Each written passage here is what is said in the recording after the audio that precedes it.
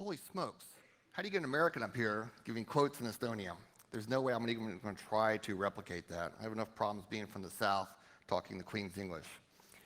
So I'm the last speaker of the day, which either means they save the best for last, or I'm the only thing between you and the bar. And so what we're hopefully going to do is have a conversation about influence operations from an I/O perspective.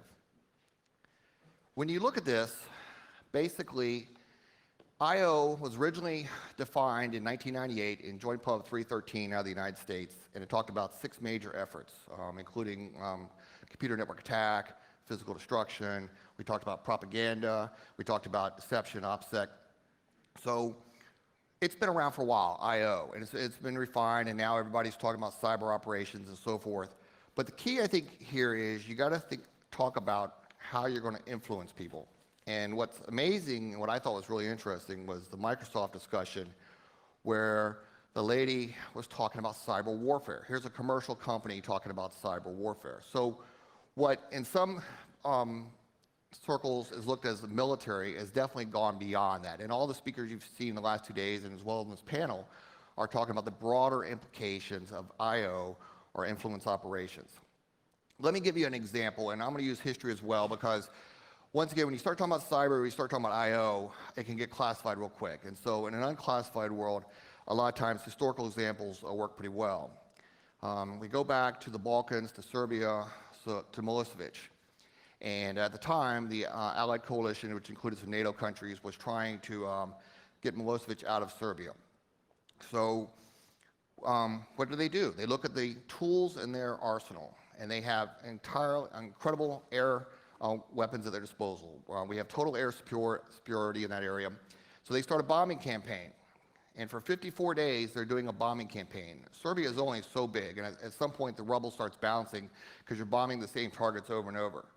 At that point, on day 54, they decide to start conducting some I/O activities. And at that point, once again, pre-internet, if you will, they were using faxes, they were using phone calls, they were using face-to-face visits. What they were trying to do is they were trying to influence Milosevic to leave Serbia.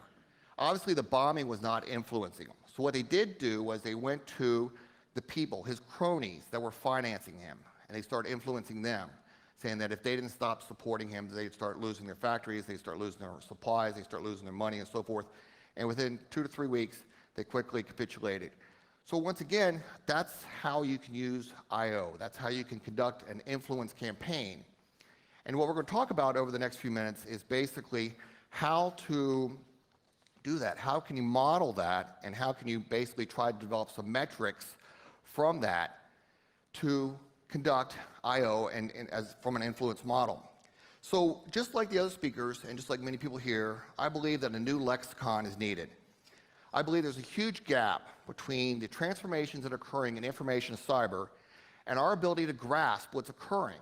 There was a speaker, the very first speaker this morning talked about the huge digital revolution that's going on, and I agree with him 100%.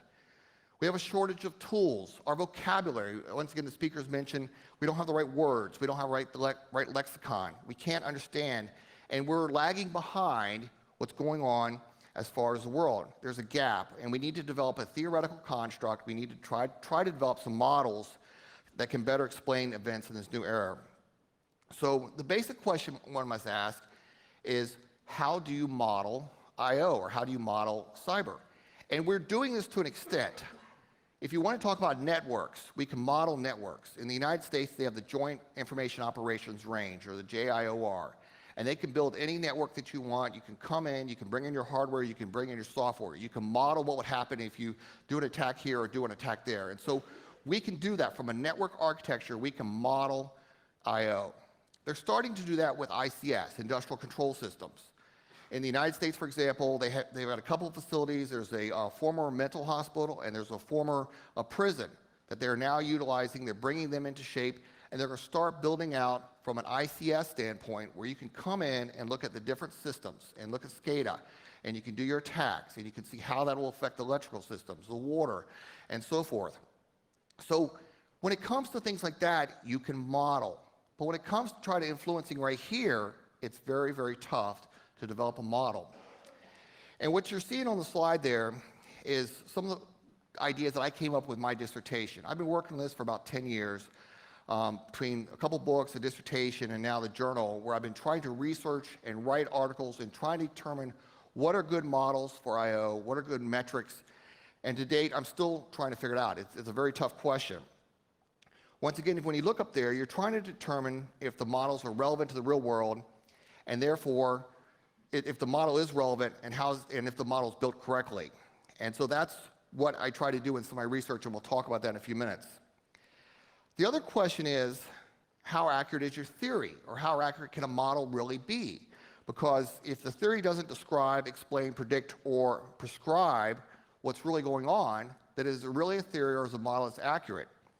And that's really difficult because when you're trying to talk about I/O, you're trying to talk about the human mind, and you're trying to talk about how you can influence the human mind. I don't know if any of you guys have teenagers, but you cannot influence them whatsoever. And that's trying to influence somebody. Think about when you're trying to do that for a different culture. Think about when you're trying to do that for somebody that's halfway around the world. So in essence, a lot of times, influence ops or I/O is much more of an art than it is a science, because you're trying to get into somebody's mind and to make them do something they would otherwise not do. The problem with these is that the problem with these ideas about models is that we don't have an overall theoretical construct for I/O. As is mentioned, I'm the chief editor of the Journal of Information Warfare, and we do conferences, and when we do our conferences, we go the big tent theory for I/O. So we have people from hardcore cybersecurity, cyber attacks, all the way over to OPSEC, deception, and PSYOP. And so it really is a huge group and area. And so you'll have people that will come to conference with an electrical engineering background and an international relations background. And there's no synergy right now between that. So what's hurting us, and once again it was mentioned earlier, is the lack of standardized nomenclature, the lack of standardized taxonomy and ontologies that all need to be developed so that we as a group can determine how we're going to try to develop metrics from these different areas. So when I was doing my original PhD research, I used to be a former naval officer, as I mentioned, and so I came from a military background, and we started talking about a top-down model. And here's an example of an overall high-level top-down model. And if you start on the right side, it talks about trying to develop a coordinated overall strategy within the U.S. government. The targets are trying to improve perception and so forth, and you have a monitoring system. So this is a holistic model where the DoD, Department of Defense, is involved with the U.S. State Department, with some NGOs, with other departments in the U.S. government, and you're all working together, and it's all synchronized, and everybody is working together almost like an air tasking order if you were doing a military operations. The problem with this is that it doesn't work like that, and we saw this over and over in some of the discussions this week. You had the Vice Admiral from NATO, ACT, talking about the need to harmonize operations, and that's what this attempt is. So when I was doing my research, I interviewed about 100 people over a multi-year period, and a lot of them wanted to have a top-down approach. They wanted to have a very centralized control of I/O. The problem is, a lot of times in reality, it just doesn't work that way. There's not the funding, there's not the ability to work with the different organizations, there's different priorities and so forth. Here's a more drilled down model, or a drilled down look at a top-down theory. And once again, it was mentioned that parts of I/O are not new. If you want to go back to deception and Troy, or even, I'm from Yorktown, Virginia. They had deception with Washington and Cornwallis in the final battle of the Revolutionary War. Parts of I/O have been around forever. But the new part is the ability to communicate, the cyber part, the ability to reach around the world. So it is a combination of ancient and recent technologies. And in order to measure success, in order to determine your return on investment or your metrics, you need to use a variety of methods to do that. And that's what I've been struggling with as I try to do this research. So once again, the top-down, while initially many interviewees and personnel that I interviewed advocated this approach, in the end, it just got too hard because you could not get the different groups and organizations to work together.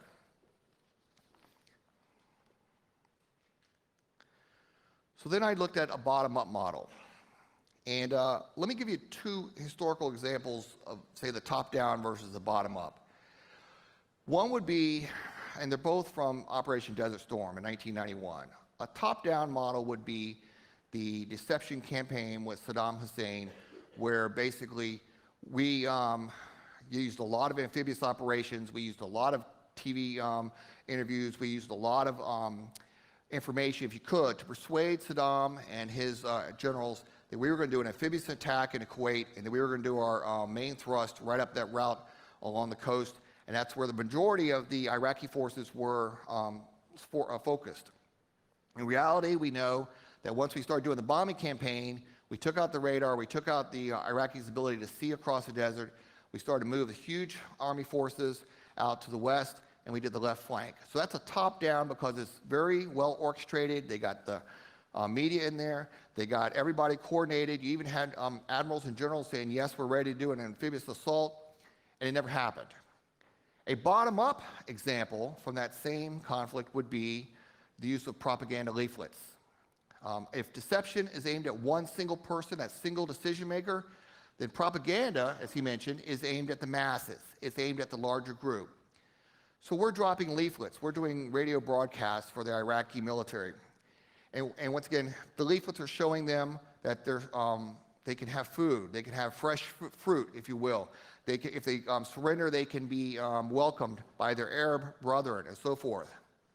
Hundreds of thousands of Iraqi soldiers surrendered with the leaflets in hand, which greatly increased our ability to conduct that campaign without loss of life. So once again, that's a decentralized campaign where you're putting the information out and letting people make their own minds and their own decisions.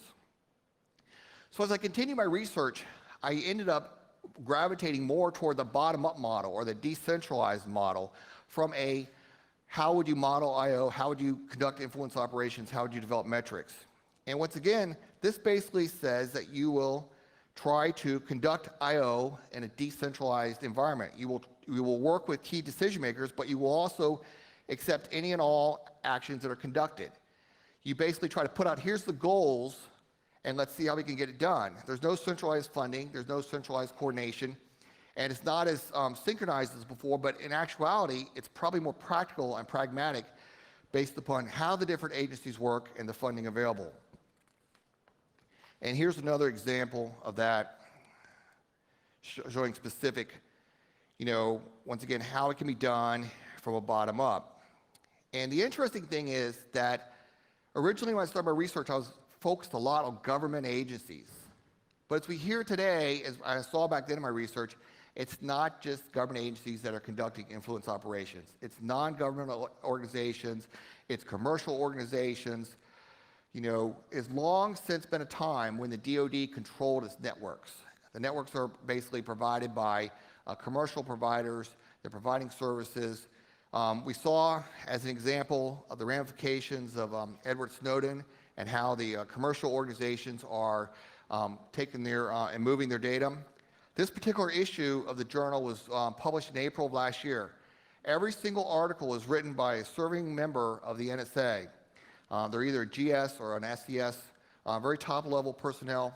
The reason we did this is because I went to the NSA about 2 years ago, right after the incident with Snowden was published, and I basically told them that their public relations had a major problem, and that I could help them out. And so what we did is we've been collaborating for the last 2 years. We wrote this first journal last year, and then the newest one's coming out as we speak. But they realized that they need to do some influence operations as well with the after effects from Snowden. So where do we go? How do we develop metrics? How do we model I/O? And once again, I think it comes down to what some of my colleagues talked about as well. And there's some similar themes here.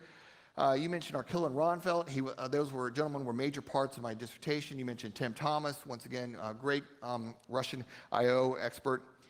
They're all saying the same thing. Basically, the problem is there's no real clear definition of some of these terms. Everybody has their own term for I/O or cyber warfare. We don't have a glossary. People will indiscriminately change from I/O to cyber back and forth. And so what they means different things to everybody. So there's no complete taxonomy or ontology or glossary. You need to do a mind map. You need to figure out how these things work together. And once again, it's all becoming interrelated. There's much more commercial involvement in even from 10 years ago when I was starting my research now. The commercial companies are much more involved, and in fact, in many ways, they're becoming major players. You need to have a component list. You need to determine who's doing what, the methods, the processes. And then finally, you need to try to develop a mental model of how I/O can be used, appropriate the data, and so forth. I think the key to understanding this is that the world is incredibly diverse from an information and power aspect, and that no one can control it. It's got competing interests and needs, and that in the end, it'll never be totally controlled. The best you can do is try to manage a small part. You need to be pragmatic about this. You need to understand that it's better to work with others and to try to coordinate with different agencies, and by loosely trying to work together with policies and strategies rather than trying to mandate from the top, which, in my personal opinion, I don't think will work. I think we should have broad architectures. I think we should have structures and standards that can work together. I think you should have some consortiums of academics, practitioners, government personnel. They're all working together. And in that way, you could try to develop a series of metrics and try to determine what's the best way ahead to model from an I/O perspective. Actually, ran a little fast. Are there any questions? We're going to do the question round now together. Sure. Thank you very much for your introduction. Right.